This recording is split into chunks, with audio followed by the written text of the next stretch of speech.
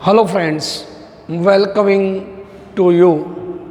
Regularly I will meet to you through this online media. In my previous lecture, lesson second is over. Now start a new lesson, a poem type lesson, and poem number third, part number first. So first, open your textbook, page number 6.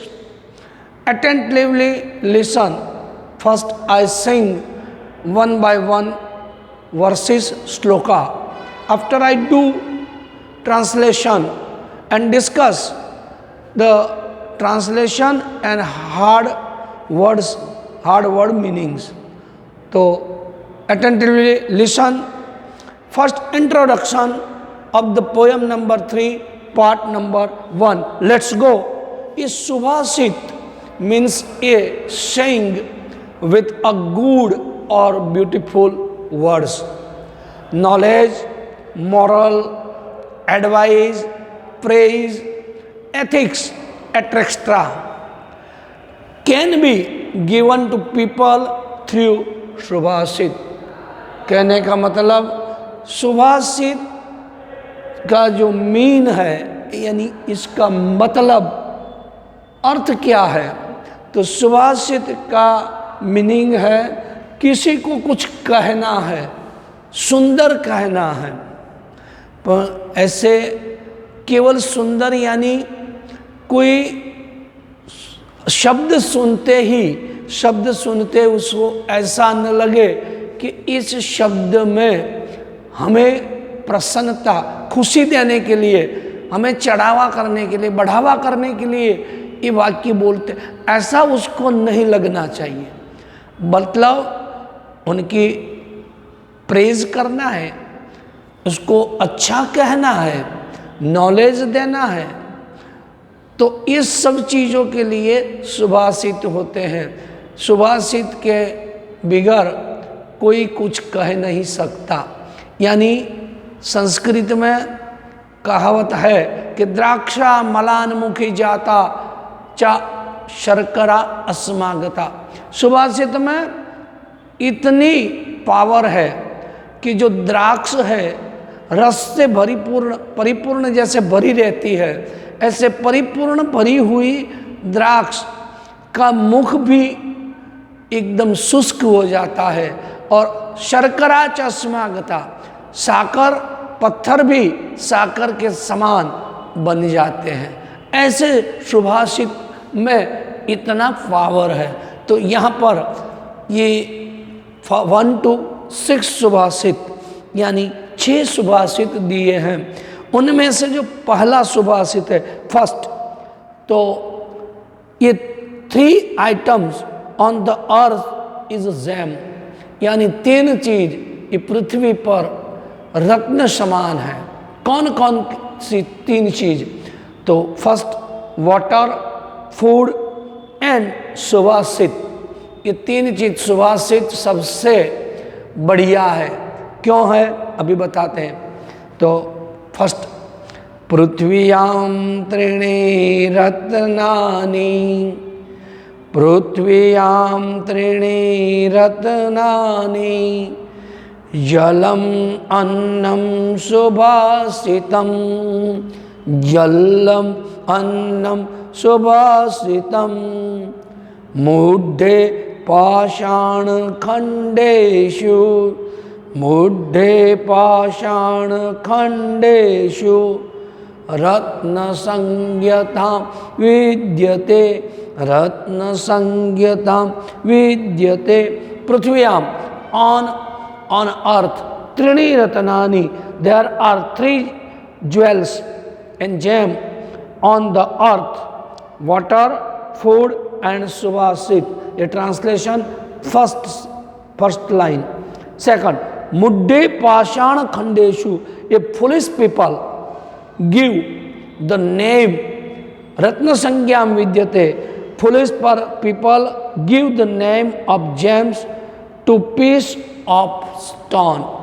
ये जो पत्थर के रत्न संज्ञाम विद्यते, तो foolish person यानी मूढ़ व्यक्ति जो है वो पत्थर के टुकड़े को भी कभी रत्न की समान संज्ञा दे देते हैं। ये फर्स्ट।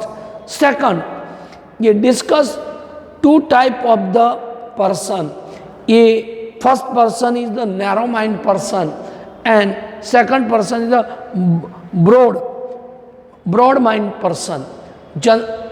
ये नैरो माइंड पर्सन क्या करते हैं? नैरो माइंड पर्सन खुद को ही, जो खुद होते हैं वो खुद ही बड़े होते हैं और उनके पास जो चीज़ है इस चीज़ दूसरों के पास नहीं होती, ऐसा उनका मानना है। जबकि ब्रॉड माइंडेड पर्सन जो होते हैं वो वसुधाम एव कुटुंबकम, यानी संसार पर रहने वाले, यानी जो ये अर्थ है, ऑन द अर्थ, तो पूरा अर्थ जो है, पृथ्वी जो पूरी है वही उनका फैमिली है। नैरो माइंड पर्सन वो खुद में और ब्रॉड माइंड पर्सन में क्या अंतर है, वो अंतर यहाँ पर सेकंड वर्सेस में दिखाया हुआ है। सेकंड वर्सेस, अयम निज परो वेति गणना लघुचेत साम। अयम निज परो वेति गणना लघुचेत साम। उदार चरित्राणां तु वसुदेव कुटुंबकम। उदार चरित्राणां तु Vasudev कुटुंबकम।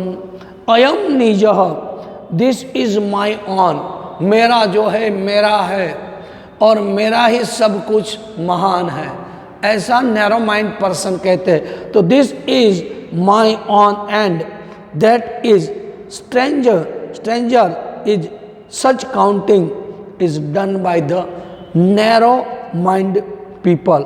For the broad mind people, the whole earth is like one family, यानी पूरी जो पृथ्वी है, पूरे पृथ्वी पर बसने वाले सभी व्यक्ति वही मेरा कुटुंब है। और नैरो माइंड पर्सन, जो मेरा है इतना ही मेरा फैमिली है और मेरा ही सब कुछ महान है।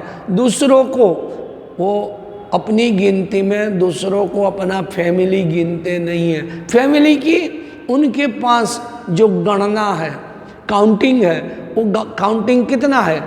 केवल मेरा परिवार, बस मेरे परिवार के अलावा कुछ नहीं। तो परिवार में कितने को? मैं, मेरे साथ रहने वाली मेरी भारिया, मेरी पत्नी, मेरे बच्चे, तो मैं, पत्नी और मेरे 2 बच्चे, बस इतना परिवार। बाकी न मेरे भाई का परिवार, न मेरे पापा मम्मी का परिवार, ऐसे सबको परिवार नहीं मानते। वो है नैरो माइंडेड। ब्रॉड माइंडेड जो व्यक्ति होते हैं, पूरी पृथ्वी पर बसने वाले सभी मेरे भाई है, सभी मेरे बंधु है, भाई है, मेरी सखी, मेरी बहन है, सब कुछ मेरे बड़े, सबके जो बड़े मेरे भी बड़े, यानी पूरी पृथ्वी मेरा कुटुंब है।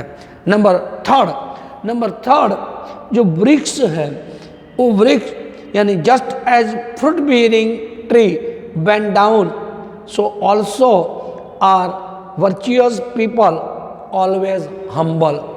यानी यहाँ पर जिनके पास ज्ञान गुण है, गुणी व्यक्ति, यानी जो व्यक्ति में गुण है वो गुण कहीं दिखाने जाने की ज़रूरत नहीं पड़ती।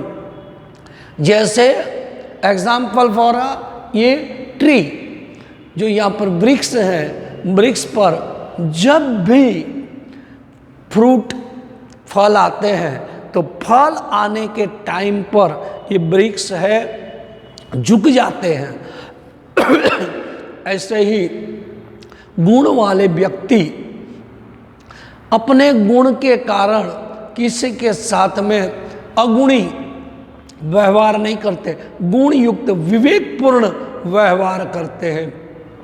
बिगर विवेक का व्यवहार उसके पास नहीं होता। वो तीसरे श्लोक में दिखाया है। तो listen the lesson versus number 3। नमन्ति फलिनो वृक्षा नमन्ति गुणिनो जनाः सूक्ष्म वृक्षाच मूर्खाच न नमन्ति कदाचन। नमन्ति फलिनो वृक्षा नमन्ति गुणिनो जनाः शुष्क वृक्षाच मूर्खाच न नमन्ति कदाचन।